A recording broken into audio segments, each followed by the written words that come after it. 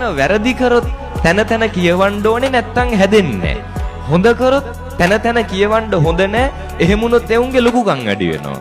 කියලා හොඳ වහනවා වැරද්ද මොකෝ කරන්නේ? ඉස්මතු කරනවා. ඒ නිසා මේ ලෝකේ තියෙන නරකම පවුල මොකද්ද? අපේ පවුල. මේ ලෝකේ තියෙන නරකම ගම මොකද්ද? අපේ ගම. මේ ලෝකේ තියෙන නරකම අසල්වැසියා කවුද? අපේ අසල්වැසියා. නේ බලාගෙන ගියාම මේ ලෝකේ නරක හැම දෙයක්ම තියෙන්නේ Tamanට. ඇයි? ඒක අනුන්ගේ ප්‍රශ්නයක් නෙවෙයි කාගේද? ඒක අපි දකින්න විදිහේ ප්‍රශ්නයක් නේ. මතක තියාගන්න හැම දෙයක්ම ජීවිතේ පුරුදු වෙන්න ධනාත්මකව දකින්න නේ.